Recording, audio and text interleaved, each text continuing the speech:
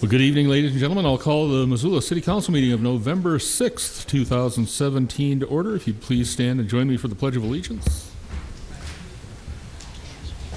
I pledge allegiance to the flag of the United States of America and to the republic for which it stands, one nation, under God, indivisible, with liberty and justice for all. And please let the record note that Ms. Swaney, Ms. Cares, and Ms. Bentley are missing, though I understand Ms. Bentley will be here. We have the minutes of October 23rd. Without objection, they'll be approved. Seeing none, we'll move on to our schedule of committee meetings. Ms. Rabine.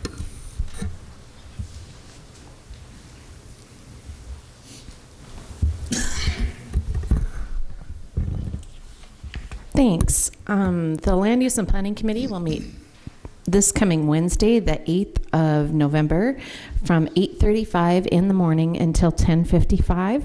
Administration and Finance will meet at 11, and that'll go till 12:30.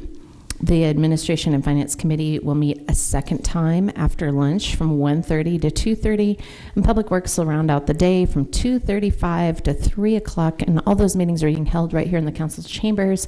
Also, a little side note, city offices, with the exception of police, fire, wastewater, and the water division, will be closed on the 10th. We're observing Veterans Day that day because it falls on a Saturday.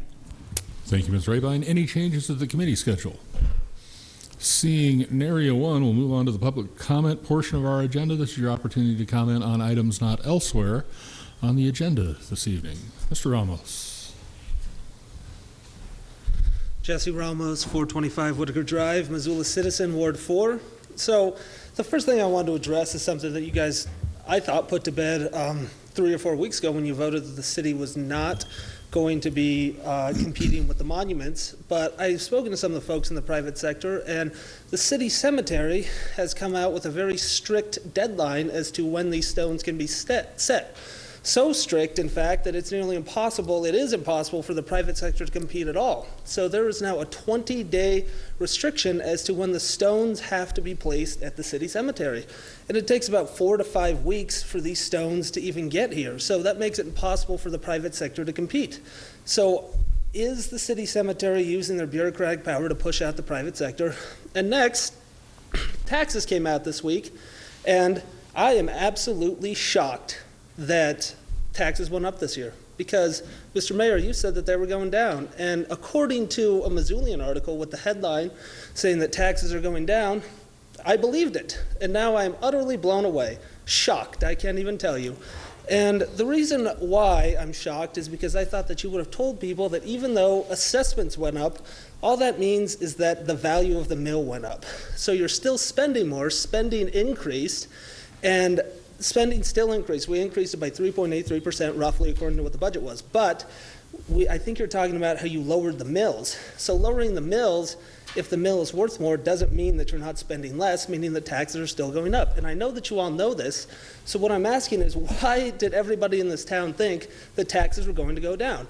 Theoretically, you guys could have lowered mill levies enough with the increased values to balance that out and counter it out so that taxes will remain the same. But instead, you only lowered it enough because you didn't have to lower or raise it any higher to account for your increase in spending. So I'm just wondering why the Missoulian had a big headline saying taxes were going down, why you, Mr. Mayor, said taxes were going down, when you knew full well that just because the levy's going down, the mills levied were going down, that doesn't mean that taxes were going down because the mill was worth more. So I just ask, why can't we be more transparent about this? Thank you. Any other general public comment this evening? Seeing none, we will move on to our consent agenda. Items on that agenda were approved unanimously in City Council standing committees. We save a little time on Monday evenings by considering these items all at once. Ms. Rabine will read the list of consent agenda items aloud so those in the audience and those at home will know what we're considering, and we'll take comment on these items before we vote. Ms. Rabine. Thanks. Tonight's consent agenda has 7 items. And the first is to ratify claims, which are the city's accounts payable, in the amount of $1,127,395.89 for checks that were dated October 31st, 2017. And number 2 is to approve claims, which again are the city's accounts payable, in the amount of $692,267.30 for checks that are dated tomorrow, November 7th, 2017. Number 3 is to confirm Joshua Harris, Shay Hollis, and Brandon Gear as police officers for the city of Missoula. Number 4 is to approve a consultant agreement with WGM Group of Missoula for engineering-related services for a sewer main relocation and a water main replacement along Gerald Avenue for costs not to exceed $88,095. Number 5 is to approve a consultant agreement with Morrison Merrily of Missoula for engineering-related services for the West Kent water main replacement at a cost not to exceed $71,100. Number 6 is to approve a consultant agreement with Territorial Landworks of Missoula for engineering-related services for utility improvements on South 2nd Street West near the intersection at Oak Street, along South 4th Street West from Higgins to Orange, along Howell Street from Bulwer to Shakespeare, and along Scott Street and the area around the city shops for costs not to exceed $124,065. And finally, number 7 is to approve a consultant agreement with HDR Incorporated of Missoula for the Missoula Water Facilities Plan and Professional Services Project to evaluate the existing and future system needs for the Missoula Water Utility at a cost not to exceed $409,103. Thank you, Ms. Rabine. For the record, Ms. Bentley is here. Are there any comments on any of the items on the consent agenda before we hear from Chief Brady? Mr. Hess. Thanks. I had a note from a constituent today asking about the various utility agreements and the effect on our street trees. And I just wanted to point out for the record that I talked to our city engineer, and he indicated that these major utilities are generally in the center of a street or an alley, so it's not typically a concern for street trees to be replacing water or sewer mains, but that service lines are generally quite deep and don't affect street tree placement, and final design does consider the arrangement within the boulevard. I'll continue to follow up with staff and with that constituent, but I wanted to make you all aware of that comment. Thank you, sir. Anyone in the audience care to comment on any of the items on the consent agenda? Chief Brady.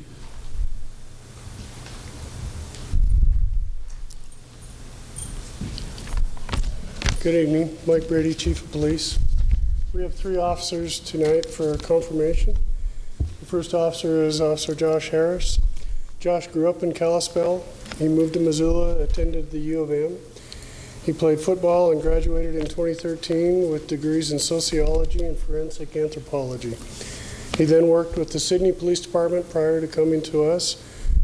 He worked there for 2 years. Shay Hollis. Officer Shay Hollis was born and raised in Great Falls. She attended the University of Great Falls, received a degree in criminal justice and a Master of Science graduate degree. She moved to Missoula and she worked for Child and Family Services before being hired as one of our community service specialists.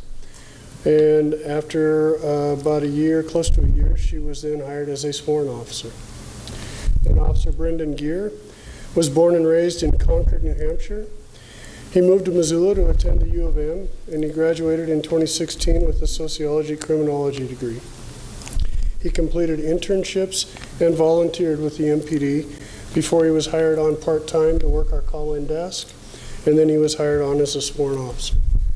All of these officers have completed their probationary period of 1 year and all the required trainings and are here to be confirmed as police officers. Thank you. Thank you, Chief. With that, we'll have a roll call vote. I asked already. On the consent agenda, items 1 through 7, Armstrong. Armstrong votes yes. Bentley. Bentley votes yes. Cares. I'm sorry, Ms. Cares is not here. DeBari? Yes. DeBari votes yes. Heddall? Yes. Heddall votes yes. Hess? Hess votes yes. Jones? Jones votes yes. Marlar. Marlar votes yes. Von Lossberg. Von Lossberg votes yes. West. West votes yes. And Wilkins. Wilkins votes yes. Would any of you like to change your vote? That's 10 ayes and 2 absent.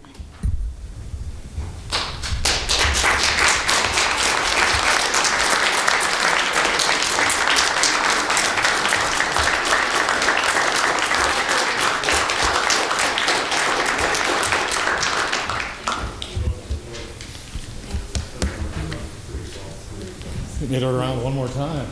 Nice work.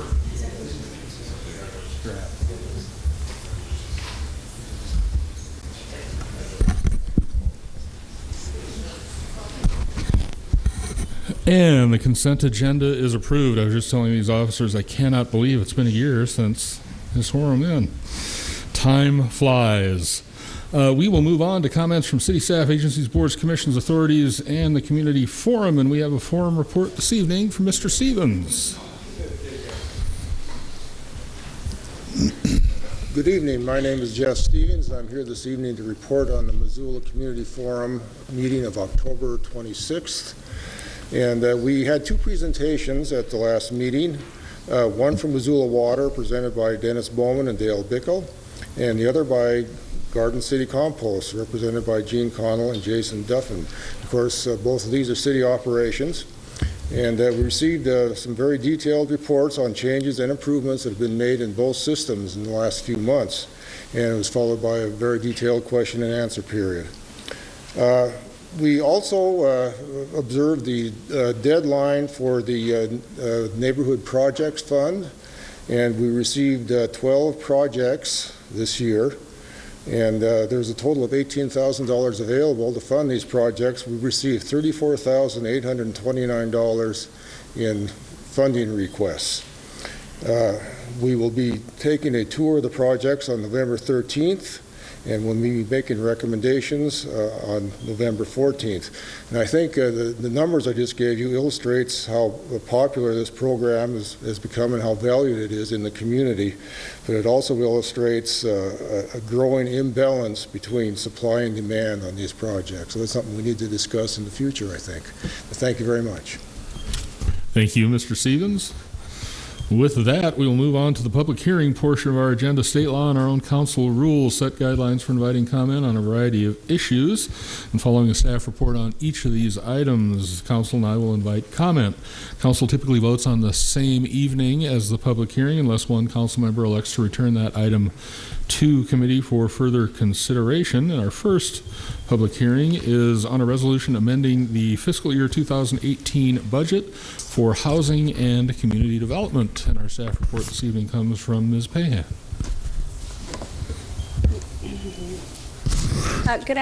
Good evening. Erin Pahan with the Office of Housing and Community Development. We are here tonight regarding a public hearing to increase appropriations in the amount of $59,760 for the Housing and Community Development Department of the General Fund. These appropriations will be paid for by a healthcare foundation grant which was not identified at the time of budget adoption. This means the increase to appropriations is fully funded by the newly identified revenue. The additional changes tonight to our budget that are included in the recommended motion involve just reclassifying 2 grant sources. One of those is the Brownfields program, which we've run for several years, but previously had classified under a special revenue account. We'll be moving that to its own account number. And the second adjustment is to move some city home program income from one account to a newly created home program income account. Thank you, Ms. Pahan. And with that, I will open the public hearing. Would anyone care to comment on this budget amendment? Seeing none, I'll close the public hearing. Are there questions from council members? Seeing none of those, this lives in administration and finance. Ms. Cares has gone absent. Ms. Heddall, pinch hitting. I will be filling in, so wish me luck.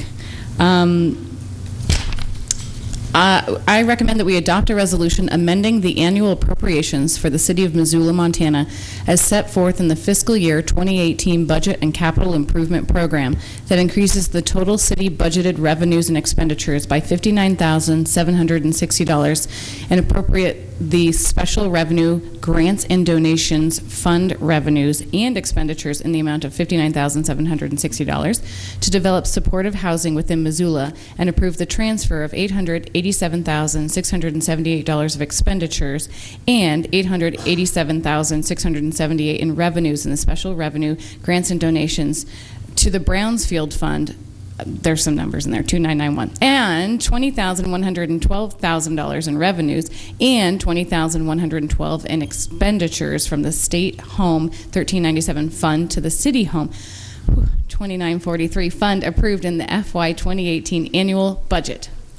And that motion is in order. Is there discussion on the motion? Seeing none, we have had a public hearing. We'll have a roll call vote. On the resolution to amend the budget, Bentley. Bentley votes yes. DeBari.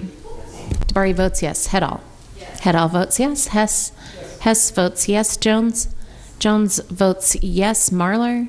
Marlar votes yes. Von Lossberg. Von Lossberg votes yes. West. West votes yes. Wilkins.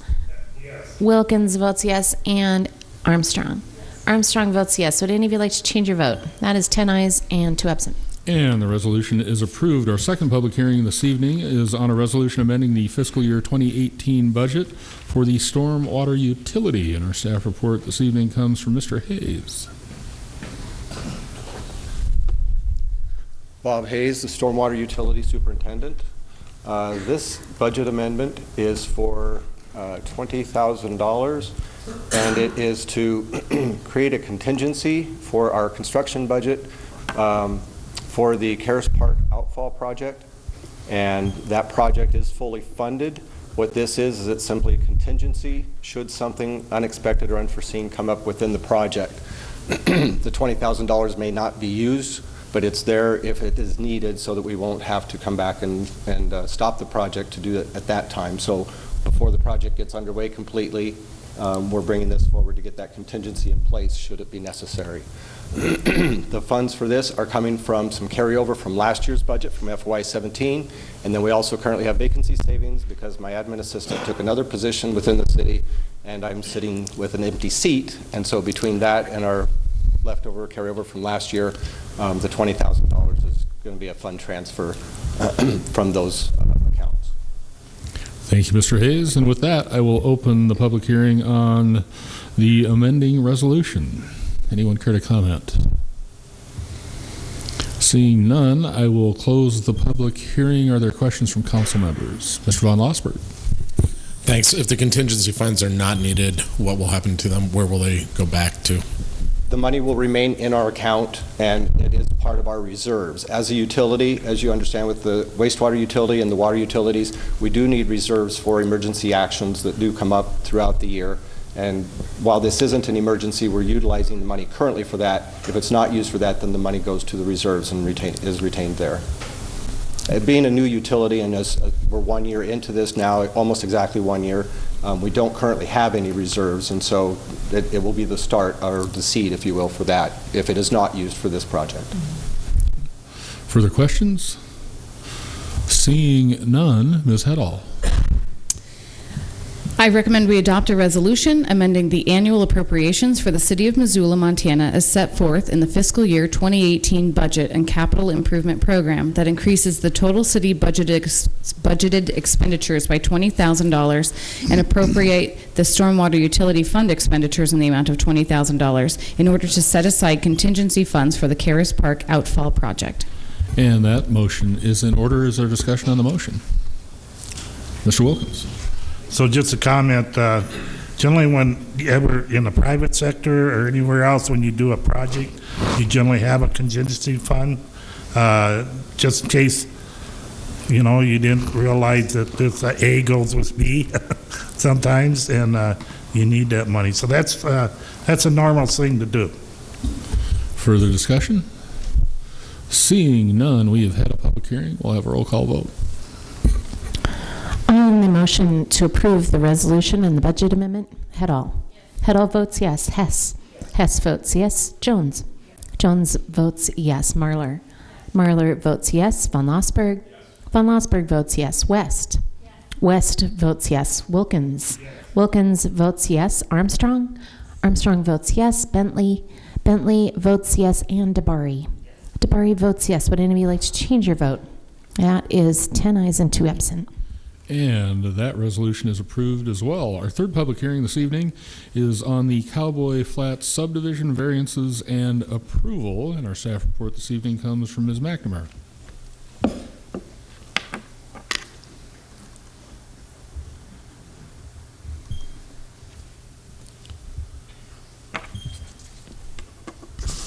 Good evening, Anita McNamara with Development Services. Door Lane LLC, represented by Dale McCormick with PCI, requests a 32-lot major subdivision of the property located at 3720 Door Lane. State law provides a statutory deadline requiring the governing body to make a decision on major subdivisions within 60 days of when the application packet is deemed sufficient. The deadline for this project is November the 9th, 2017. The property is located on the east side of Door Lane, approximately 350 feet north of the intersection of Door and 39th, and approximately 575 feet south of the intersection of Door and Brooks in the Southgate Triangle Neighborhood Council area. 38th Street, east of this subdivision, connects with Paxson Street. The property is outlined in yellow on this slide. And just to show you super quick here, this is 38th and this is Paxson. The 4.99 acre property contains an existing dwelling and has never been subdivided. The property is outlined in red on this slide. The applicant proposes to subdivide the property into 32 lots and a public right-of-way in 2 phases. Lot 30 will be 7,105 square feet and contains the existing house and detached garage located here. The 31 other lots range in size from 5,400 square feet to 7,592 square feet, all meeting the minimum size of the R54 zoning district. The subdivision contains 6 short courts, which are shown in blue on the slide. At the end of each short court are snow storage areas shown with the hatching. You can see those here. The short court access from Door Lane, Cartwright Way, here, also contains an overflow parking easement shown with blue dots. The other short courts are Dock Holiday Court, which has been designed with a fire turnaround, Haas Drive, Chubb Court, Festus Way, and Pinkey Court. Properties to the north, east, and south of the property are developed primarily with single-dwelling residential uses, except for properties on the south side of 38th on Buckley Place, which are developed with multifamily residential uses.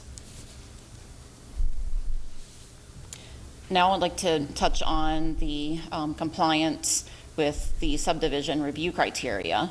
These criteria address whether the proposed subdivision complies with the zoning and is in accordance with the growth policy, the effects of the subdivision on agriculture, whether local services such as roads, active transportation facilities, water and sewer infrastructure, fire and law enforcement services, parks and recreation facilities, solid waste service, and schools are available to serve the subdivision.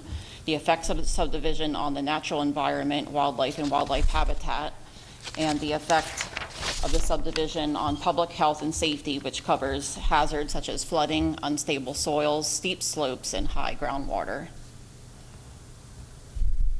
In the next couple slides, I'll cover the zoning and growth policy. This slide is the current zoning map with the site outlined in green. The subject property and land to the immediately to the north, east, and west are also zoned R5.4.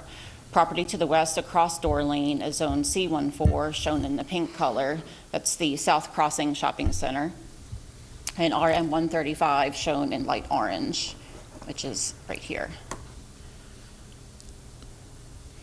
The 2035 Our Missoula City Growth Policy is the applicable regional plan. This slide is the land use map with the site outlined in blue.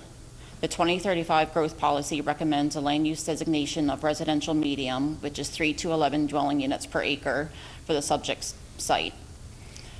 The subdivision creates 32 lots on 4.99 acres for a density of 6.4 dwelling units per acre in compliance with the residential medium land use designation. The subdivision furthers the focus inward strategy of the growth policy to promote and encourage development in the urban core where infrastructure already exists.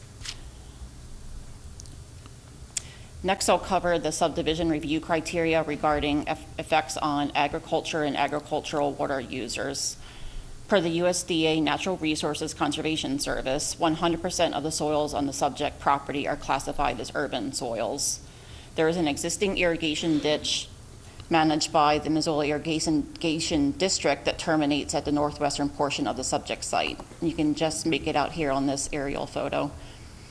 A ditch agreement between the applicant and irrigation district is included in the application packet that includes the district's approval of the relocation of the ditch to the area along the northern property line, which will roughly be here. A condition of approval requires that the ditch be graded to prevent overflow on lots 1 through 6, 8, 9, 12, and 13 prior to final plat approval. The water rights will be reserved and granted to the homeowners association. Next, I'll cover the local services and whether roads and active transportation facilities, water, sewer, solid waste facilities, fire and law enforcement services, parks and recreation facilities are available to the subdivision. Local services also covers whether impacts to schools are anticipated with the subdivision. The applicant's transportation improvements include the extension of 38th Street to Door Lane. This extension will connect Paxson Street and Door Lane and help complete the grid street pattern in this neighborhood. The site is served by existing motorized, non-motorized, and public transit infrastructure. Mountain Line Route 7 runs on Door Lane, while Route 12 runs on 39th Street, east of Door Lane. The design for the extension of 38th Street matches the right-of-way width for the existing segment of 38th Street and meets the required standards found in Table .2A for a local residential street, including 5-foot sidewalk easements, 7-foot wide landscape boulevards, and sections with on-street parking. 12 of the 32 lots will take access from 38th Street, while the other 20 will take access from the 6 short courts.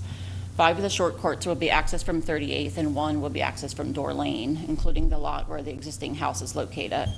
The short courts, which are within public access, public utility, private maintenance easements, will include a 5-foot sidewalk on each side, on one side, excuse me. The short courts necessitate a variance per section 3-020.6B of the subdivision regulations.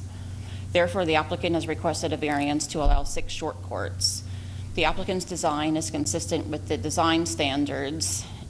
As an example, they may not be used where through streets are possible within a public access. It must be within a public access private maintenance agreement, be a minimum of 21 feet unobstructed width, 200-foot maximum length, have a circulation plan showing pedestrian and vehicular movement, have overflow parking, off-street parking and access, be surfaced with at least 25% scored, textured, or stamped colored concrete, pavers, or bricks, provide overflow parking, curb, gutter, and sidewalk on one side of the short court, and snow storage. Maintenance is addressed in the development covenants. Appropriate signage will be provided on short courts and common area parking spaces. The applicant has also addressed and satisfied the 6 criteria for variance requests found in 6-010 of the subdivision regulations. The short courts are designed to meet 3-020.6B and will not result in a threat to public safety, health, or welfare. A unique condition exists in that no possible north-south street connections are possible. Short courts provide an opportunity to develop the site within the parameters of the city growth policy and city zoning ordinance without causing a hardship on the property owner. The short courts will not result in any increase in public costs, and the hardship is not self-created. Now I will cover the other local services such as water, sewer, solid waste, parks, law enforcement, fire service, and schools. The existing house on Lot 30 is served by city water and has an existing step system. All lots will be served by city water and sewer. The city engineer recommends the step system be abandoned for the existing house and that the house be connected to city sewer prior to Phase 1 final plat approval. Republic Services will provide solid waste disposal for the project. The subdivision will be served by city police and city fire departments. A condition of approval requires that the subdivider provide plans to city fire for hydrants, addressing, turnarounds on short courts longer than 150 feet, and red paint on curbs to prohibit parking on short courts. City Parks recommends cash in lieu instead of parkland dedication. Per the MCAs, a subdivider can dedicate to the governing body cash or land equal to 11% of the subdivision land area. The dedicated monies can be used for development, acquisition, or maintenance of parks, and the governing body has adopted a parks master plan, and the park space is reasonably close to the subdivision.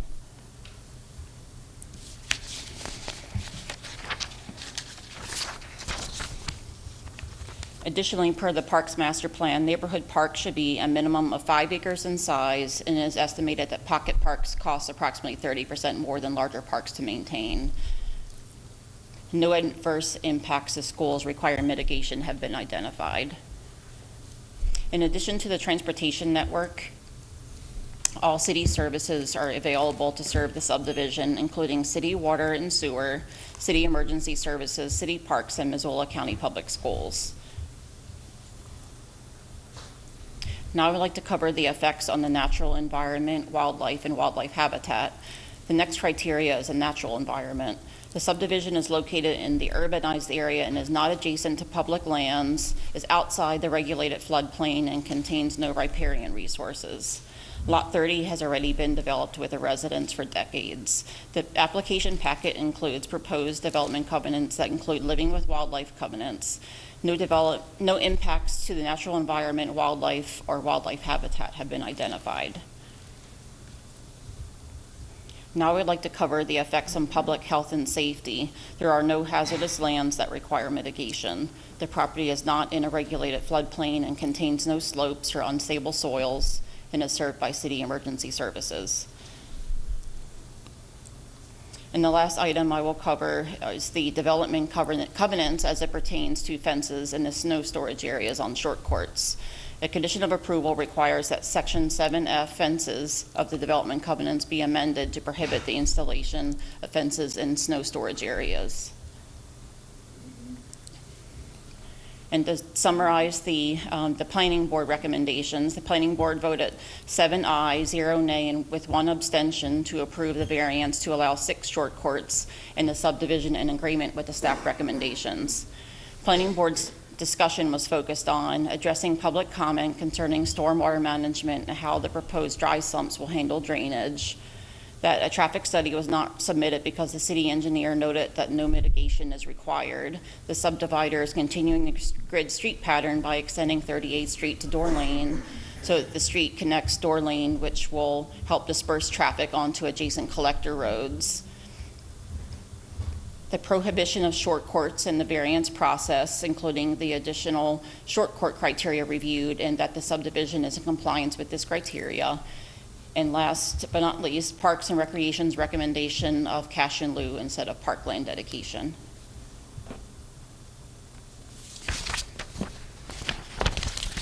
And this evening, we have 2 motions for you. The first motion will be for the variance for the short courts. And the second motion is the main motion for recommending approval of the subdivision. Staff does recommend approval of the Cowboy Flats subdivision subject to the findings of fact and subject to the recommended conditions of approval in the staff report. And that concludes my presentation this evening. I'm available for questions, and Dale McCormick with PCI is also here this evening. Thank you, Ms. McNamara. Mr. McCormick, would you like to speak on behalf of the applicant?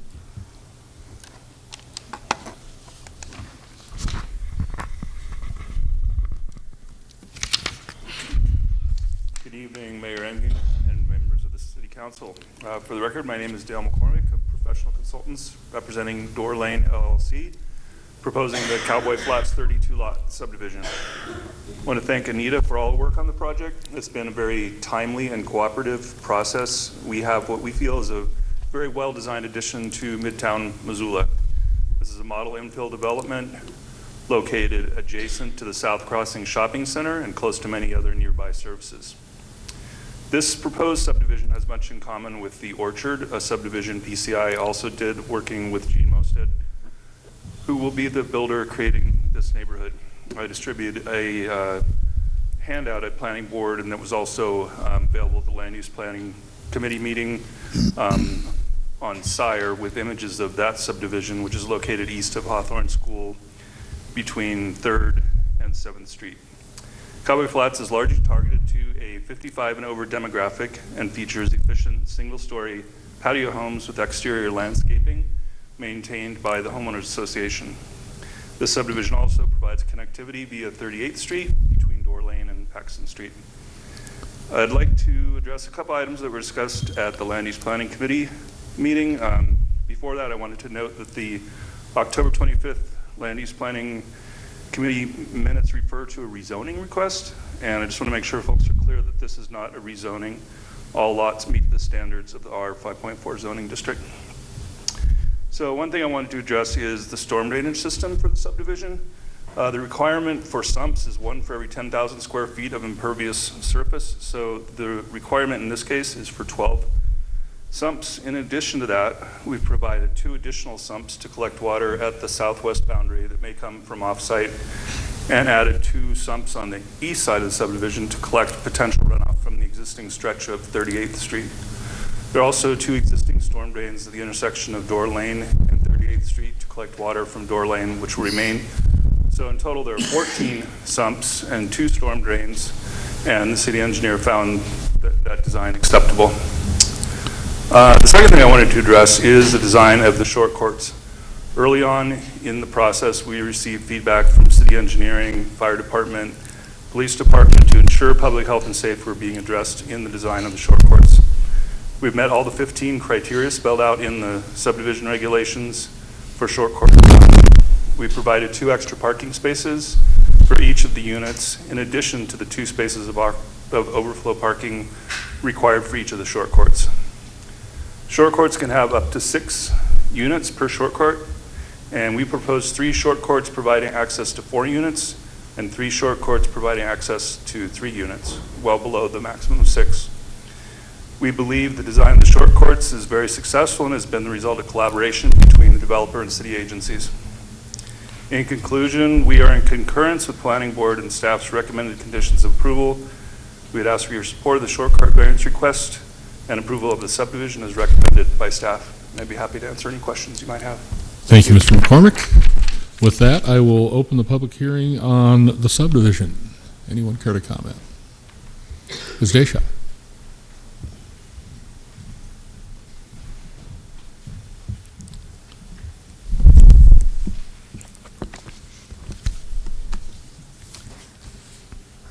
Good evening, members of the City Council, Mayor Ingen. I'm Kathy Deshaw. I live in Ward 5 on the South Hill. I was on the South 39th Neighborhood Council from 2007 to 2014. I'm here tonight to provide input for the Cowboy Flat subdivision on Door Lane. I spoke with numerous residents surrounding 4.99 acres of the proposed 32-home subdivision. I'm fairly certain when most of us saw this property go up for sale, we understood that the likelihood was high that this would be developed into more homes. Mr. Mostad has every right to develop the property in accordance to the city policy. Here are the concerns of numerous homeowners surrounding the project.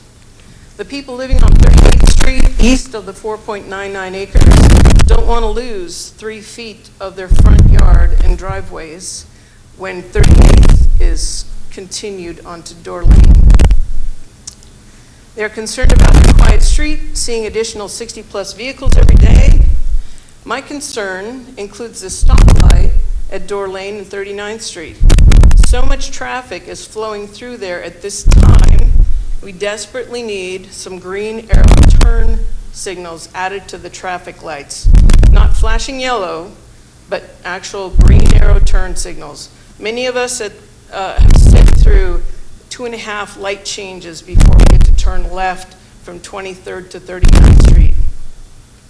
Only 1 out of 4 lights at 39th onto 20, and only 1 of the 4 lights has a turn lane, and that is the one going from 39th onto 23rd. When I saw the average lot size was 50, roughly 5,050 square feet, I hoped we would see some affordable homes being built here. Some one-level homes for seniors to downsize to. I called Mostad Construction 4 times for details before being told the starting prices were going to be $350,000 to $400,000. The median annual income for a Missoulian is $40,000. Someone would need, at minimum, a down payment of $150,000 to afford one of these homes. Affordable home ownership has become a ghost. That 4.99 acres sold for $875,000 in December of 2016. 32 homes at $350,000 is $11.2 million. So I urge someone to find the funds to add left turn arrows to the intersection of Dorr, 23rd, and 39th Street, because this subdivision will just exacerbate the problem of our lacking infrastructure. And let's not take the front yards of the folks on 38th Street like the ones on South Avenue. Thank you. Thank you, Ms. Deshaw. Anyone else this evening on the subdivision? Seeing no additional takers, we will close the public hearing. Are there questions from council members? Mr. DeBari? I have a couple of questions. You can tell me if I need to hurry them along or where we go. So, Ms. McNamara, most of these are for you, I think. Did you have a slide with the street section for the short courts? I thought maybe one flashed by. So there is a curb associated with the short court. Is that correct? Okay, thanks. I just wanted to make sure. Another question I have for you concerns the build out of 38th through the subdivision. As you indicated, this is going to be a 2-phase subdivision, but will the infrastructure for all of 38th Street be built with the first phase?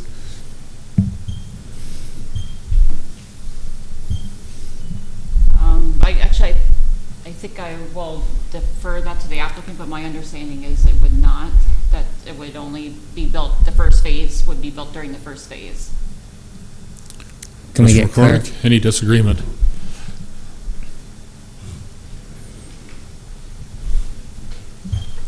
Dale McCormick, PCI. You know, the Point of order. Can you put the microphone back on the lectern? Thanks. Or move it back a little bit because it needs to be in front of the person speaking. Thank you. At this point, the first phase would be the western phase, and the second phase would be the eastern phase. You know, there's kind of 2 approaches. One would be to do a temporary turnaround and just pave that first section. The other would be to pave the entire 38th Street connection and not develop those short courts until that latter phase, the second phase, is filed. So we've kind of built that flexibility into it. So it's going to be a function of the developer's choice in terms of the economies of doing the whole 38th Street at once versus doing it in 2 pieces. Thank you. Mr. Bari? During that Land Use and Planning Committee meeting, we had a discussion to address one of the neighbors' concerns about the ditch, and I'm just wondering if you could review that just so everyone can refresh their memory. Well, as I recall, the concerns were due to some flooding that occurs in the ditch in the springtime when the water is let out, and it was ponding on the site.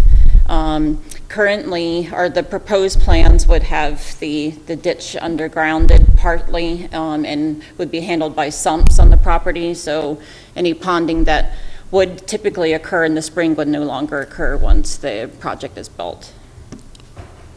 And then my last question was associated with the comment that Ms. Deshaw made about impact to yards on 38th Street. Can you review that, please?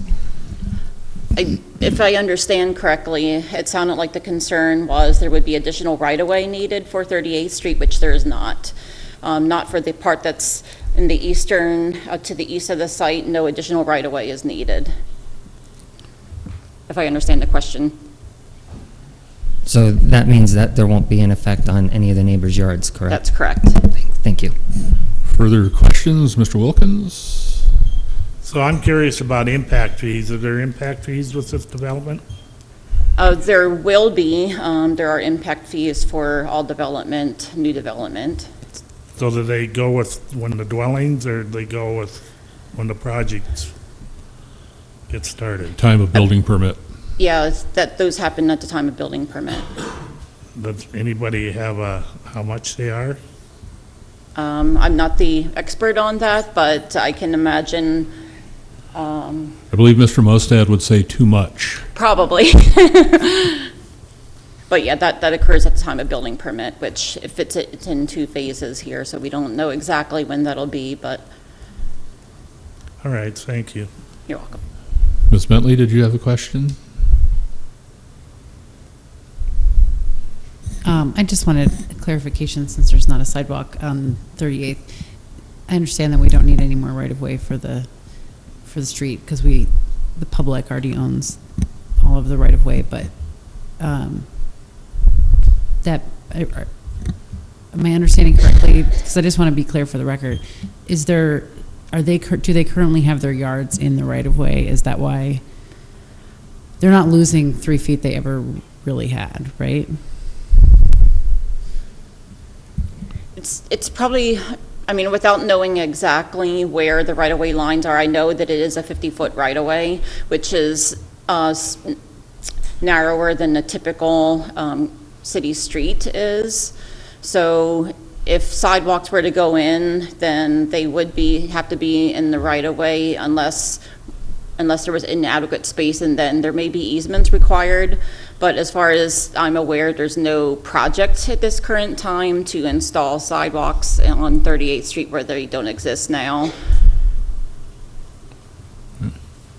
Further questions? Oh, Mr. McCormick, you want to respond? Yeah, I might clarify that question. So the portion of 38 that is existing is a 50-foot right-of-way. Within the subdivision, what we've done is granted a 10-foot public access easement north and south of the right-of-way. So the property line is that 50-foot section, but there's another 20 feet that goes north and south that's not part of the 38th Street right-of-way to the east. Does that make sense? Thank you. Ms. Armstrong, question? Ms. McNamara, can you address the traffic concerns? I know we got staff memo saying that they expected about 200 extra car trips a day, and that wasn't enough to impact the existing traffic pattern. Can you speak to that? That's correct. The city engineer did not require a traffic study for the project because it's actually creating a way to complete the grid pattern and dispersing traffic in this area. So if there had been one particular road that was getting impacted, then there maybe a traffic study would have been required, but his concerns were mitigated due to the fact that the traffic could be dispersed to the east onto Paxson Street and further, up to Brooks or 36th Street or 39th Street because the grid was being completed. Further questions? Mr. DeBari. So I wanted to go back to a question I had earlier about the phasing plan and the construction of 38th Street. And was there discussion among staff and the applicant about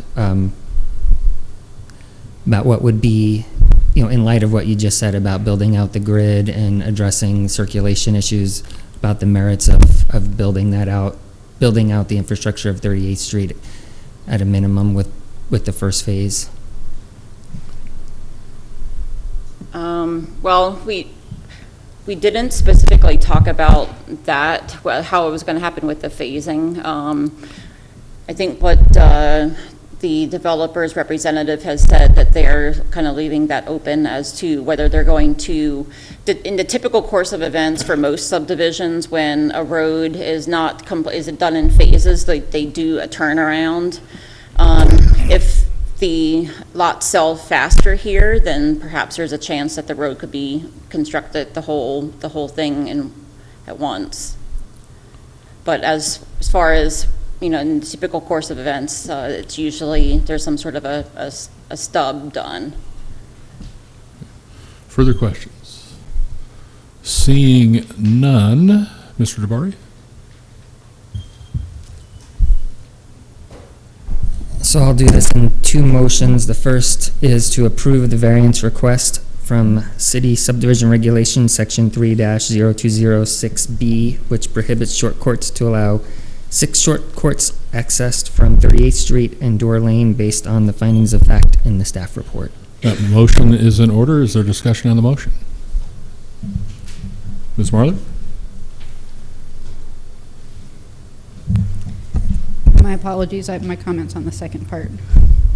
Yeah. Any more or less discussion? Mr. DeBari?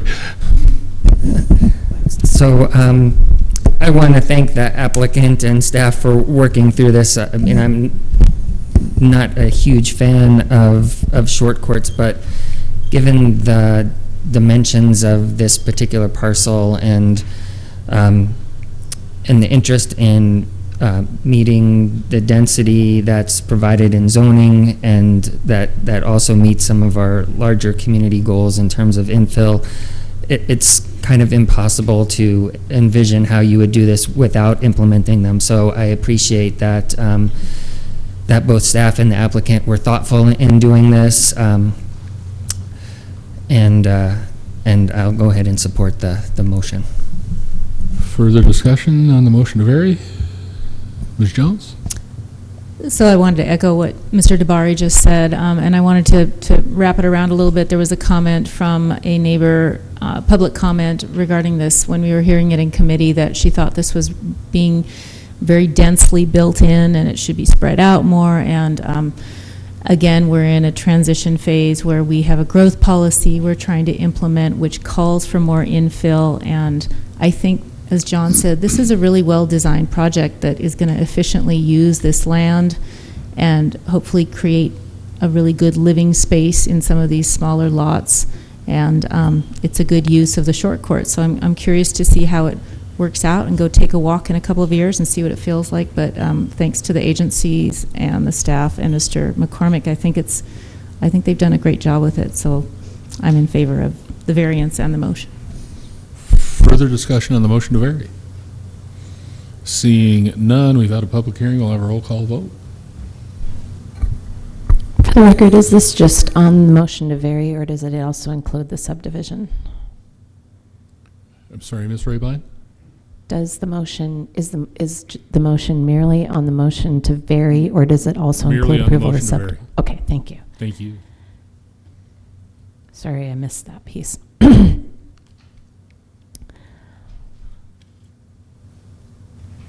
All right, now I'm ready. Hedall. Hedall votes yes. Hess votes yes. Jones votes yes. Marler votes yes. Van Lossberg votes yes. West votes yes. Wilkins votes yes. Armstrong votes yes. Bentley votes yes. And DeBari votes yes. Would any of you like to change your vote? That is 10 ayes and 2 absent. And the motion to vary is approved. Mr. DeBari? So the second motion is to approve the Cowboy Flat subdivision based on the findings of fact and subject to the recommended conditions of approval in the staff report. And that motion is in order. Discussion on the motion. Mr. Wilkins? So I think this is the first time in many, many years that I've sat on this council and heard 5.4 infill. That generally don't compute, infill and 5.4. I'm really happy with this. It's rare that we get 5.4 development anymore. And yeah, I'm sure the houses are going to cost a little bit. I don't think this was ever said that it was going to be affordable housing. But it's important that we blend in with the neighborhood, and 5.4 will blend in with that neighborhood. So I am really happy to support this.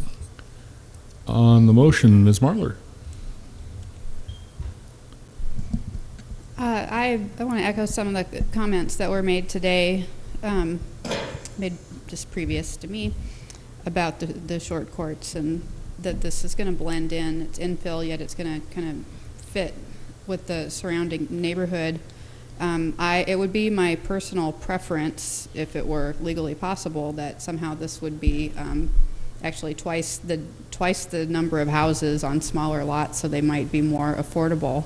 But this is a private developer, private business, private builder who owns this property, and we don't have any legal basis to tell them what kind of houses to build. They're going to build what their research and experience shows that the market will buy, and that's their right to do that. If we had some kind of council policies to make to allow for a really different zoning, or to make it, big incentive for them to build smaller, more affordable houses, they may have chosen that option, but they're choosing to build something for there's a reason why they're doing this kind of thing. Again, if it was my druthers, it would be it'd be a different project. But I'm having said that, I'm confident it's going to be a nice project, and my colleague over here has voiced another valid opinion that people in the neighborhood don't want to see something totally different and disruptive. So I'm going to be supporting this, but I wanted to let people know that the affordable housing issue is always on my mind, and it is a complicated issue because of private property rights. Mr. DeBari. I wanted to bring up two things. First, to acknowledge Mr. McCormick's realization from the minutes that it talks about a rezoning. We haven't yet approved those minutes. That would be approved this coming Wednesday, so we will make a note that that this is not requesting rezoning. This land is already zoned R5.4, and there is no rezoning required. And the second thing that I'd like to bring up, and it probably is no surprise because I've asked twice about the connection of 38th through the infrastructure associated with 38th Street happening with Phase 1, and I'm not sure if I need to ask staff if we can craft a condition, or if we need to craft a condition to have all of 38th Street built with Phase 1, or if that's something that needs to be done with a condition tonight, or just with an acknowledgement from the applicant that that would be their intention. Ms. McCrae. Mary McCrae, Development Services. If you wanted to require that all of 38th be included in Phase 1, you'd have to have a condition to state that. So you'd have to amend the list of conditions to add one with that requirement. Mr. DeBari. So I would like to go ahead and make a motion to amend the conditions to include a condition that states that the entirety of 38th Street be completed with Phase 1. Okay, that motion to amend is in order. Mr. McCormick or Mr. Mostad, would you mind talking a little bit about what that does in terms of your project? One of the concerns I would have is that occasionally construction traffic is a problem, and might be more of a problem for that neighborhood, having that road open for that period of time. Gene Mostad for the record. When you're a developer, the reason that you do phasing is an economic reason. And so you want the flexibility in being able to make a decision so that you don't put yourself in a predicament of going broke. And so when a governmental body puts you in a position where you can't make that decision, it's not a very comfortable situation. The likelihood in this particular case that we wouldn't put it all in at once, based on the feedback that we're getting from the market, that we wouldn't put it all in at once, is probably very unlikely. But based on the last recession, I don't take anything for granted anymore. So I really don't like government. I really wouldn't like you guys telling me that I have to put it in, because if something happens and I don't want to put it in, I would rather not, based on that. But the longest I would see us not putting it in would be 1 year. I mean, it's not going to be like it's going to be years before we put in the second one. But that's why we phase them. Thank you, Mr. Mostad. Anyone else want to comment on the motion to amend? All right, seeing none. Discussion. You know, I'm calling for discussion. I see people. Let me finish out there, and then I'll come over here. Ms. Heddle. Could have raised my hand a little higher. I will not be supporting the amendment to add the condition, only because of my experience with Mr. Mostad in Missoula. I think he does a great job, and I think he is a man of his word, and I think sometimes things like the economy changing will have an effect on that, and I would hate to burden him with that. And then, so that being said, it will be done. I have no doubt it will be done, and he'll do a nice job in each phase, so I will not be supporting the motion. On the amendment, Mr. Wilkins? I won't be supporting the amendment, and I think Annalise said it all, that Mr. Molstead has good projects, and I believe that it'll happen the way he talks about it. So. Ms. West, on the motion to amend. So I will be supporting the amendment. I think that I'm sure he's a lovely developer, but I don't think we should necessarily rely on that. And I really dislike the idea of, if the economy tanks, that we would have a partial street for however long. So I will support connecting this neighborhood. Mr. DeBari? Yeah, this isn't a referendum on whether Mr. Mostad is a good developer or not. Really, the only way we could have a discussion is to put it on the table like this. So, as I said before, I think it's worth consideration, primarily because of the benefits that were touted in the staff report about completing the circulation pattern and the grid network. And I hear your point, Mr. Mayor, about construction traffic, and perhaps if there's a way to handle that if this motion were to pass, and I would hope that there would be a way to handle that in a way that doesn't unduly burden the neighbors to the east. So anyhow, that's the reason why I put the motion on the floor.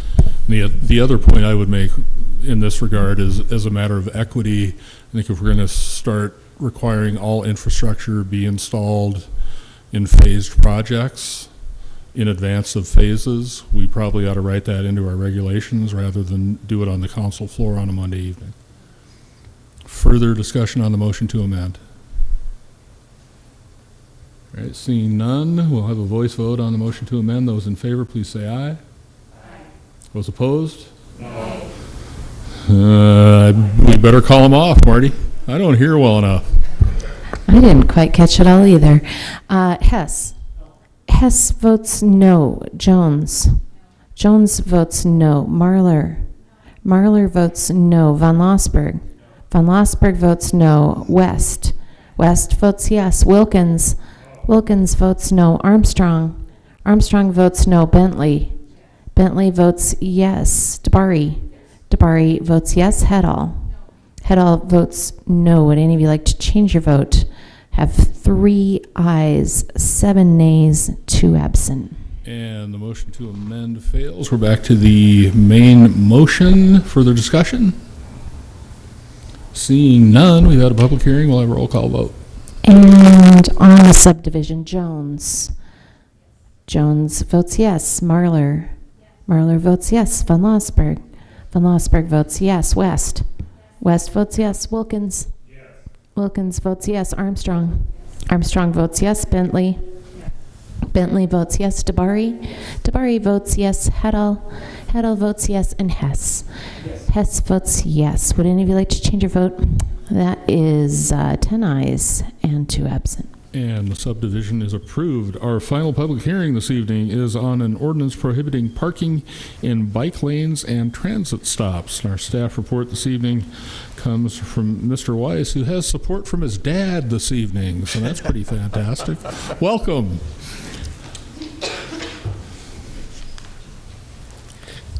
Thank you, Mayor. Ben Weiss, City Development Services. I didn't change the name on the presentation, evidently. So this is an issue that was brought to light in our discussion about Linda Vista bike lanes earlier this year.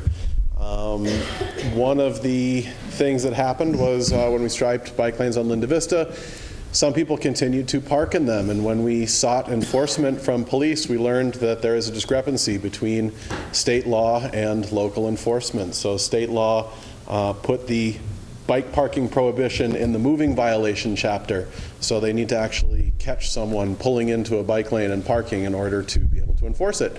So we thought, gee, let's open up the bike parking and rectify that, or open up the parking prohibition chapter in the city code and rectify that. And so when we did, we looked and found that there were some discrepancies with the Uniform Vehicle Code as well as with state law. And so we're seeking to make the places where you can and can't park make more sense for people, more predictable for the citizen, and more enforceable for police.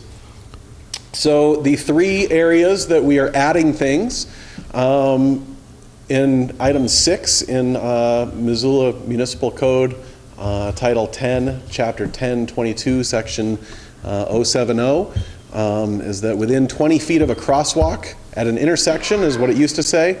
Uniform Vehicle Code is a little bit more specific, so we're adding 20 feet of a crosswalk at an uncontrolled intersection approach or mid-block crossing, and within 30 feet of a crosswalk at a controlled intersection approach. Again, that is meeting kind of federal law there. And then item 14, we're within a bicycle lane or bicycle path designated for the exclusive use of bicyclists through striping and pavement markings and or signage per the Federal Highway Administration's Manual for Uniform Traffic Control Devices and Montana Department of Transportation's Traffic Engineering Manual. It's allowing an exception for a period of time no longer than is necessary for the reasonable, expeditious loading or unloading of a service vehicle. And then we'd also, in consultation with Mountain Line, have found out what their operating requirements are. And so we're adding the provision to prohibit parking within 40 feet on either side of a dedicated transit stop, except where transit pullouts are provided. And so this is kind of the Manual for Uniform Traffic Control Devices language saying what bicycle lanes are. The only shall statement in there is that these shall have the longitudinal markings. The symbols are optional, which is why we added the provision to follow the MDT traffic manual as well, because they require the symbol. Our historic practice has always been to include the symbol at all of our bike lanes in Missoula, and so this is, again, we're just kind of stating what we have been doing and getting it on the books. Here are some of the examples of the symbols that we use. We typically use the helmeted cyclist in the middle there, and we find it to be effective. We have the stencils, it works well, and so that is that's kind of what makes a bike lane, is the stripe and the symbol and the arrow. So the recommended motion is to adopt an ordinance of the Missoula City Council amending the Missoula Municipal Code, Title 10, Chapter 22, Section 070, titled Parking Prohibited in Specified Places, in order to clarify where we are prohibiting parking in a bicycle lane or bicycle path designated for exclusive use of bicycles and within 40 feet of a transit stop. Thank you, Mr. Weiss. With that, I will open the public hearing. Anyone care to comment on this proposed ordinance? I'll have you step aside, Mr. Weiss. Thanks. Kathy Deshaw again. I just have a question. What do we do when the streets are covered with snow and you have tourists that are parking and maybe don't realize that they're parking in a bike lane? That's just my question. Are you still going to ticket them? Okay, we'll actually have a council member ask that question when the time comes, if one elects to do so. Anyone else care to comment? All right, with that, I will close the public hearing. Are there questions from council members? Ms. Armstrong. Ben, our officers are awfully nice about letting people know about regulations, and we have a lovely policy of not giving people tickets and putting notes on their windshields when they're parking in the wrong spot. Is that what you guess will happen here as well? That's my understanding. I can't speak for Chief Brady and his staff, but that is typically the way it goes. Also, our street superintendent and his staff are great about plowing the bike lanes, and so it's rare that they're completely covered. They do accumulate some snow over time, but you can typically see the stripe and the symbols, most days of the year. So I think that there is some leniency there.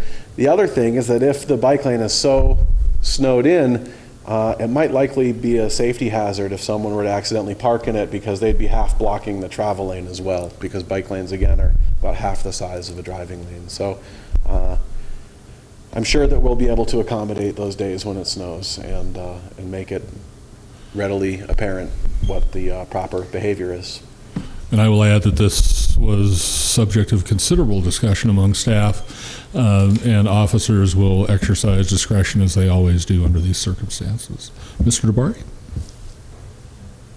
I was just going to ask Mr. Weiss if it's my recollection that on some streets there's actual signage on the side of the road as well that indicates that there are bike lanes. Is that correct?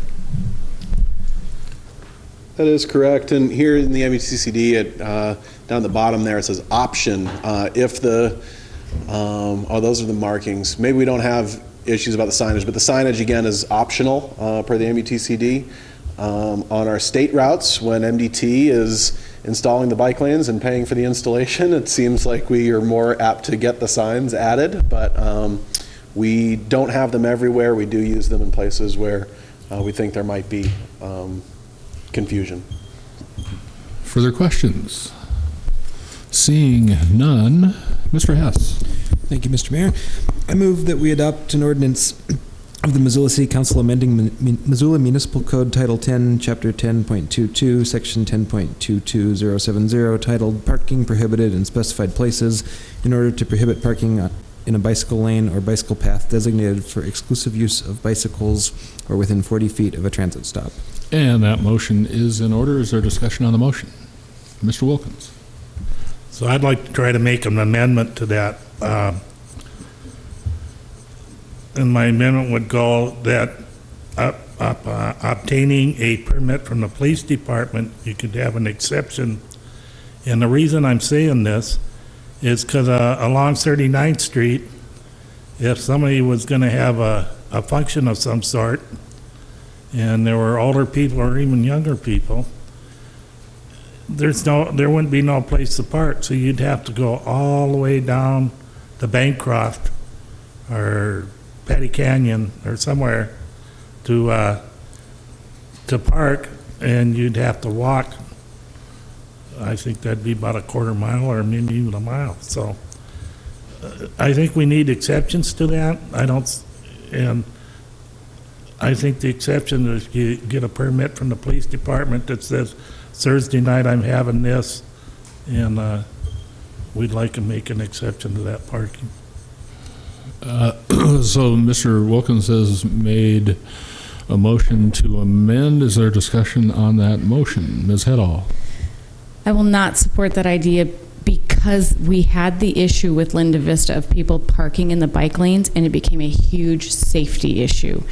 People were pulling around and into the other lane to avoid hitting mirrors of people parked in the bike lanes. So I think we'll create a huge liability and safety issue if we allow parking in, if we actually allow parking in it. Yeah. Further discussion on the motion to amend? Ms. Armstrong? And I understand Mr. Wilkins' concerns, but I know when we were speaking with Rod Austin of the Parking Commission that he's been working on neighborhood permits, and there are a lot of issues that the neighbors do and do not want permits, and I don't know if we're quite ready to do that just yet. I think we need to pull the Parking Commission in and see how they feel about neighborhood permits in general first. Mr. Wilkins? Well, I just want to point out that in my ward along 39th Street, that is a 3-lane road, so you can pull around if you have to. And, you know, I don't think it would happen very often, but we need that exception just in case. Further discussion on the motion to amend? Anyone in the audience care to comment on the motion to amend?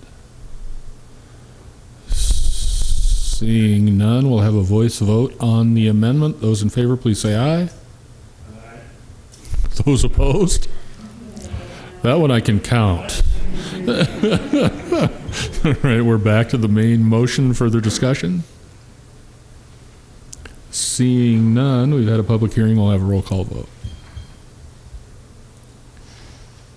Okay, on the ordinance, Jones votes yes. Marlar votes yes. Van Lossberg votes yes. West votes yes. Wilkins votes no.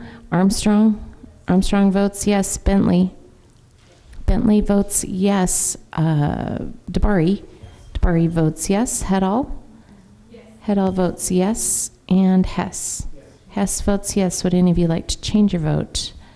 That is 9 ayes. How's that working out?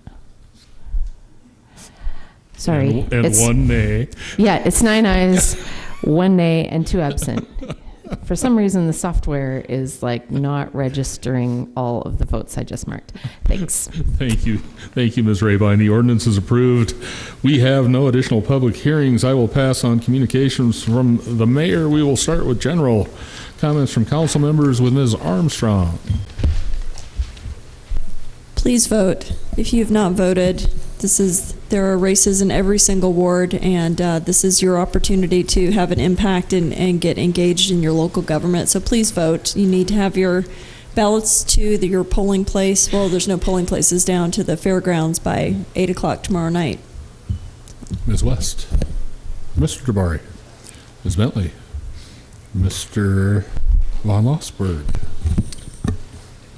I simply wanted to point out, partly in response to some earlier comments, that I was looking at my wife's home value and its change and its tax change. We bought the sort of proverbial $250,000 house that you see on a number of slides 5.5 years ago, and I was looking at just the city portion of the taxes, and indeed, the city portion of our taxes is up about 3.1% in our case.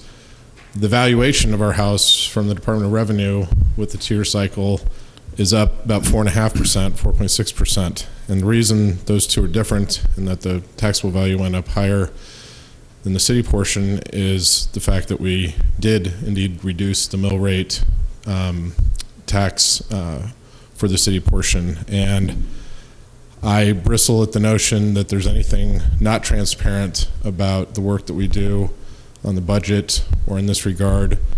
Certainly I've been over this with my constituents time and time again. Recall presentations provided by staff to this effect. And I'm pleased to, despite the fact that our mill rate was lower for the city, that in raw dollars, we're seeing an increase. That's equity in the house that we purchased. Pleased to see that equity. It's a number of options that we can use that equity for. And of course, there's taxes associated with that, but there's nothing not transparent about the work that we do here over the weeks and months that we put together and review the budget, ultimately resulting in the mill rate. And I'm happy for any constituent in my ward or anywhere in the city, as I've done many times, to sit down and go through those values and the calculation. We do it here in committee. We do it on Monday nights, and I'm happy to sit down and make that clear to anybody as well. Mr. Hess? Thanks. We'll discuss the Ward 2 appointment shortly, and I just wanted to say in advance of that I'm just so pleased with the applicant pool that we received. There are so many good choices among those who applied, and it's very encouraging to see people expressing interest and going through all the effort to apply, and I'm grateful for everyone's efforts at that. Mr. Wilkins? So Brian's completely right in what he says. I'd say pick your property tax bill up and look at it, and you'll see the most increases where voters voted things in. So, you know, you got to get that statement right in front of you and really look at it. Okay, so the other thing I'd like to remind people, I am collecting stocks for Valor House. Also to let veterans, let people know that it's going to be Veterans Day is coming right up. And the socks are kind of a symbol because when I was in Vietnam, socks were an important thing when you were out for a long time in the boonies and you didn't have socks until your feet started hurting. And that was all through history with our soldiers. So think about veterans, especially on this Veteran Day, but think about them every day, because without them, we wouldn't be sitting here doing what we're doing right now. Thanks.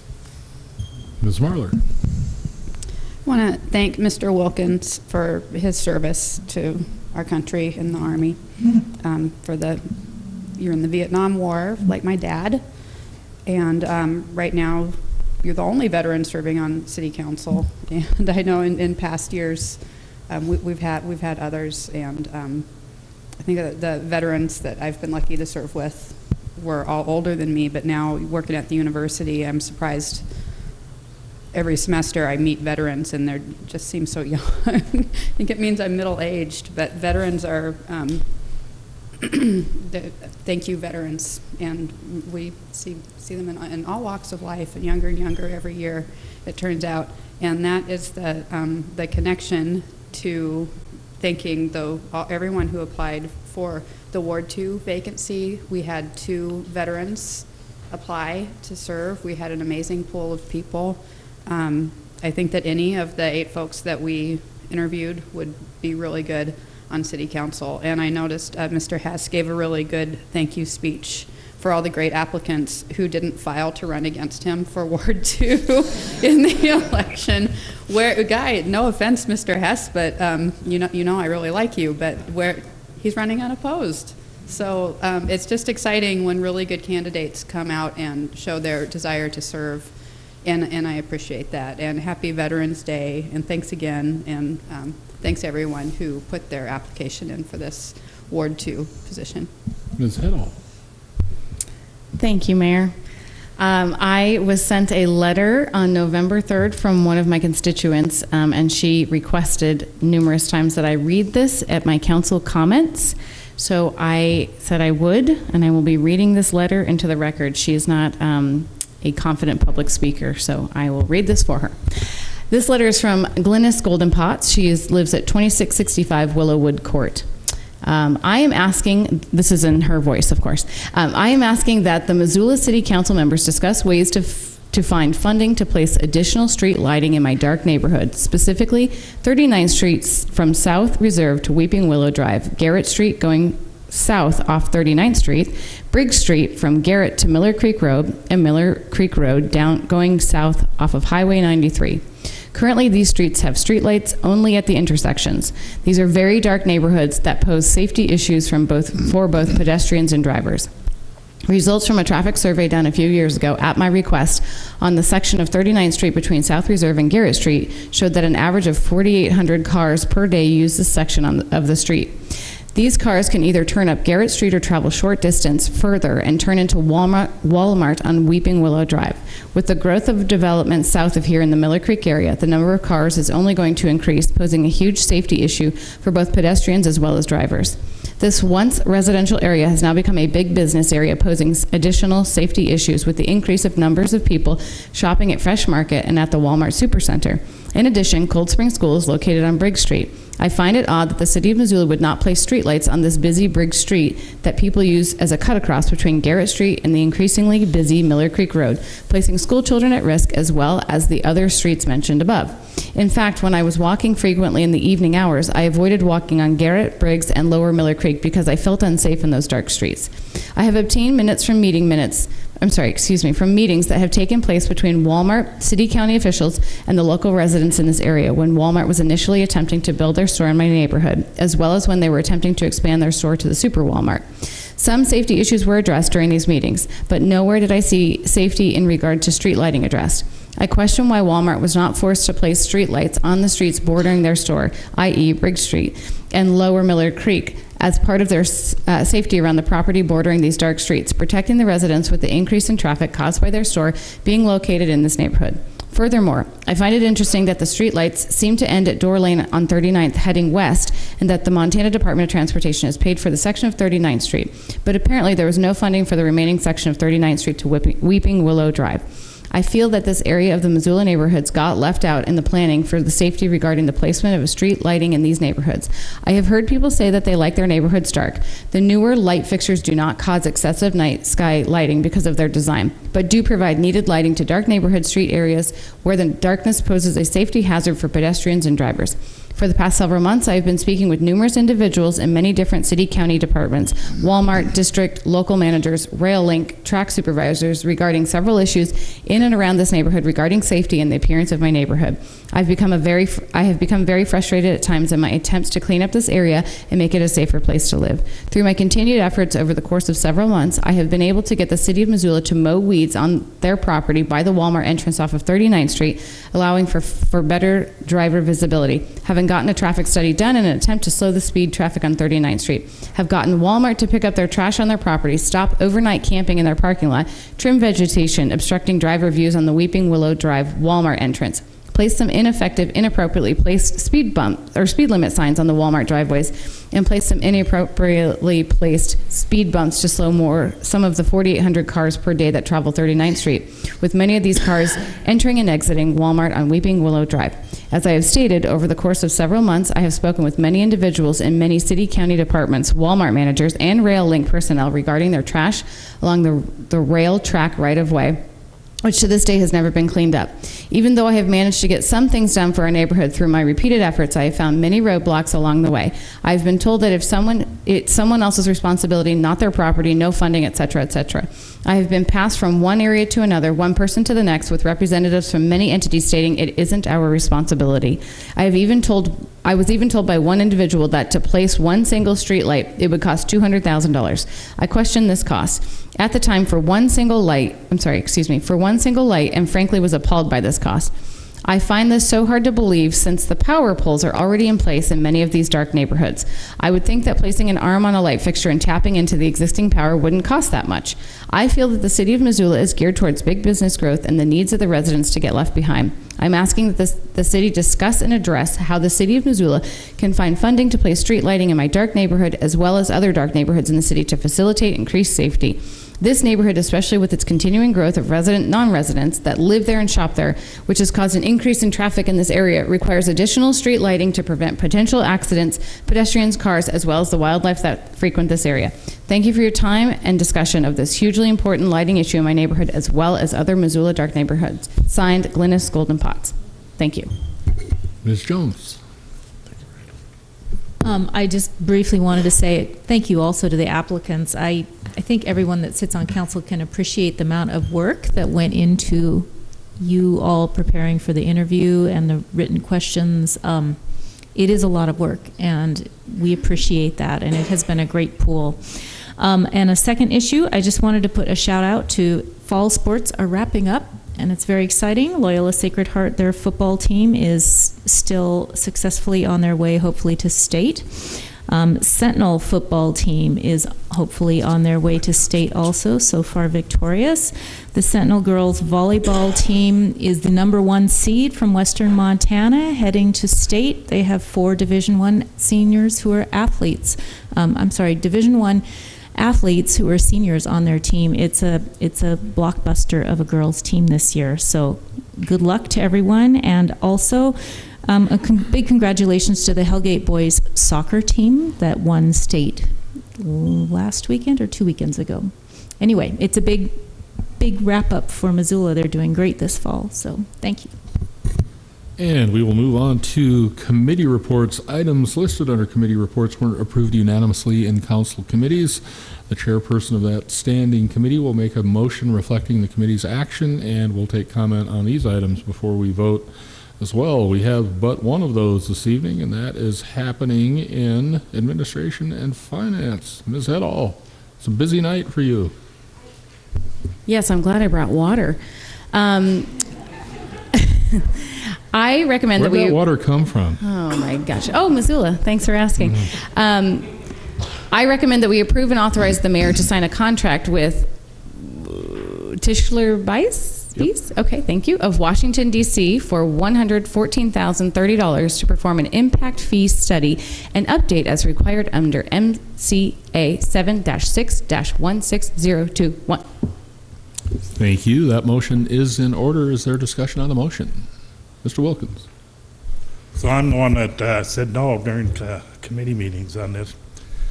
I'm not sure that 18-2-401 MCA thing says that we actually have to pay to have this done, or if we couldn't decide this ourselves. So I'm not clear on that one, but if we have to pay, my understanding that this money's coming out of the impact fees that are already in neighborhoods to pay for this study to be done. You know, we all talk about affordable housing, and impact fees are the great thing that hits our neighborhoods, and the developer, just like what we had tonight, will pay an impact fee for every house he puts down in that development. So when he has to pay that, and I'm not clear, I still keep trying to find out how much that is, but it doesn't help for affordable housing. And now we're going to take all that money from each neighborhood that had impact fees, and we're going to spend it on this guy from not even in our state to do this study that we really probably don't need. And I think we should keep our impact fees where they're at, and I think we could probably do this in-house real quick and not have to pay these people all that money. So I am going to be against this. So I have long experience with impact fees and was on the city council when we first enacted those fees. The reason we use a consultant is because these fees need to be legally defensible, and they also need to be justified based on circumstances on the ground. The fairest way to do that is to hire someone with expertise in establishing these fees. We are required under state law to update those fees, and I'd remind council members and folks listening in the audience that impact fees are really a protection for folks who have long paid into the system. Impact fees are new development's way of buying into a system that property taxpayers have long invested in our community. And because of those impact fees, we are able to complete road projects, build parks, fund police administration, and more without increasing property taxes to the degree that we would have to do that to accommodate that new development. This is really the way that new development pays for itself. And because of the way we charge impact fees, we do not actually recoup all of the impact that those projects have on new development. So that's my pitch for impact fees and why we need to hire some experts to make that work. In other communities, impact fees have been challenged, and those impact fees have been, in some cases, rescinded by virtue of the fact that the fees were not legally defensible. Further discussion, Mr. DeBari. Thanks for that great summary. I was not at the committee meeting where this was discussed because I was at the MRA board meeting, but I was a city council representative on the committee that looked at 2 applications to address this, and I just wanted to say that it was a very thoughtful committee. At the time we reviewed these applications, I guess requests for proposal responses, it gave an opportunity for a number of people in, there's community representative from the Impact Fee Advisory Committee, from staff, gave us all an opportunity to talk about the role of impact fees and some policy ideas around impact fees to address the very thing that Mr. Wilkins has brought up in terms of housing affordability. So that issue was not lost on the committee, and it was clear that Tischler Bice's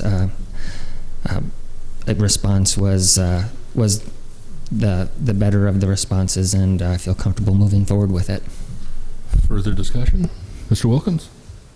So I'm not against impact fees, I'm just against raising them, and I'm against taking money from the impact fees that are in neighborhoods to pay for a study that I think we could probably do ourselves.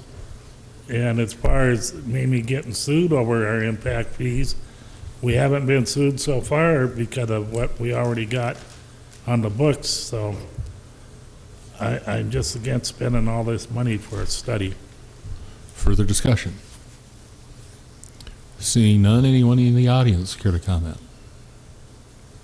Seeing none, we will have a roll call vote on the contract. On the contract, I think we're at Marler. Marler votes yes. Von Lossberg. Von Lossberg votes yes. West. West votes yes. Wilkins. Wilkins votes no. Armstrong. Armstrong votes yes. Bentley. Bentley votes yes. DeBari. DeBari votes yes. Hedall. Hedall votes yes. Hess. Hess votes yes. Jones. Jones votes yes. And that is 9 ayes and 1 nay. And 2 absent. And the motion is approved. We don't have any additional committee reports this evening. We do have an item of new business, and that's to appoint a representative to fill an upcoming vacancy in Ward 2. Our process this evening is I will go around the table, and you all may nominate one of the folks you interviewed to fill that position. At that time, if you would like to speak to your reasons for nominating that person, you are welcome to do that. Once all of those nominations are on the floor, we will ask folks to, once again, I'll go around the table and I'll ask folks to vote for the nominee of their choice. And we will continue voting until we get to 7, because that's how many it's going to take tonight to make that happen. We'll begin the nominations with Ms. Jones. Thank you. Yes, I will take this opportunity to nominate Ms. Becerra. This is the second time that she's come in front of council to interview and try to get a spot on council. I think she has an extremely impressive resume. The fact that she has a background in planning and a master's in urban planning is just experience and education that I think lends itself very well to so many extremely relevant issues right now in Missoula, because we're going through a huge growth period and probably going to be accelerating in our growth from what I've heard recently at several economic summits. So I nominate her. I think she would be a great addition to council and would be able to contribute in the 2 years that she is on council and be very constructive. Thanks. Ms. Becerra is in nomination. Ms. Hedall. I would like to nominate Ms. Schroeder and speak to that, please. I really appreciate her tenacity, her desire to participate in local politics, and I was really impressed with some of her answers and her very evident passion for this position and for her award. So that, to me, warranted nominating her. And Ms. Schroeder is in nomination. Ms. Marler? Mr. Wilkins? I'd like to nominate Jason Crumbeck. I think I said that name right.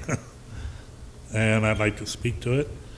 Mr. Wilkins? I think all the questions that we asked, I think Jason came across answering the best in my mind. And I think he'd make a good council person. Thank you. We have another name in nomination, Mr. Hess. Mr. Von Lossberg. Thanks. Appreciate the patience. It's dynamic.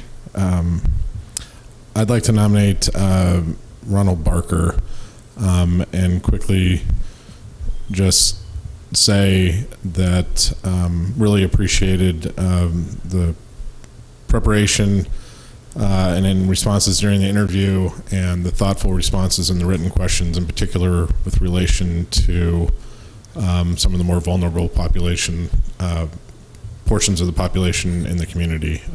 So thanks. Ms. Bentley. Mr. DeBari. Ms. West. I'd like to nominate Jack Metcalf, and I'd like to speak to it. So I am nominating Jack because of his both his tenacity and his commitment and persistence to trying to represent Ward 2, and it's a little bit unfortunate that this is the way things played out. He had registered to run for this spot, I think even prior to Ruth deciding to run again, and I wish we'd all known the future a little more. And I think that between his many different roles in our community, between being an adjunct professor at the university and also being a bartender and being a nonprofit board member and also being an artist and arts organizer, he comes across a lot of different people in Missoula, and I think that that is a very valuable perspective to have, that's why I'm nominating him. Ms. Armstrong. All right. With that, we will now go around the table one more time, and please state the name of the person you support. We'll begin with Ms. Jones. Ms. Becerra. Ms. Hedall. Ms. Schroeder. Ms. Marler. Becerra. Mr. Wilkins. Jason Crumbeck. Mr. Hess. Mr. Von Lossberg. Ms. Bentley. Becerra. Mr. Barry. Ms. West. And Ms. Armstrong. Barker. All right. We didn't get to 7. We'll go again. We'll begin with Ms. Armstrong. Mayor Engen, I actually have a spreadsheet set up to do this, but I missed a lot of the votes because we didn't call them in alpha order. By I'm all sorry. means, let's use the spreadsheet. Oh, I'm sorry. I worked really hard on it today. I really appreciate that. Well, I don't want that to go to waste, Ms. Rabine. The votes that I did miss, Wilkins. He said Crumbeck? Okay, and Hedall. Schroeder. Schroeder, okay. Alrighty, and Armstrong voted for Barker. Okay, thank you. Let's see. So Armstrong? Barker. Bentley? Becerra. Tabari? Hedall? Becerra. And for some reason, PowerPoint just opened up. It's a spreadsheet. It is going wild. It's a spreadsheet gone wild over here. Hess. Hess votes Becerra. Marler. Marler votes Becerra. Seriously, this was probably not the best idea. Von Lossberg. Becerra. Von Lossberg votes Becerra. West. Parker. And Wilkins. Becerra.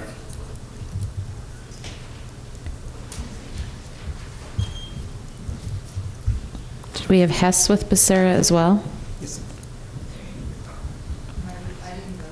I'm sorry, Jones. And Jones votes Becerra. So I think we're 2, 3, 4, 5, 6, 7 for 8 for Becerra. We have 8 votes for Ms. Becerra. Congratulations, Ms. Becerra, and thank you all. We have no additional items to be referred unless you do. Seeing none of those, any miscellaneous reports, communications, petitions, or announcements? Seeing none, as always, ladies and gentlemen, I thank you for your service. We will be adjourned.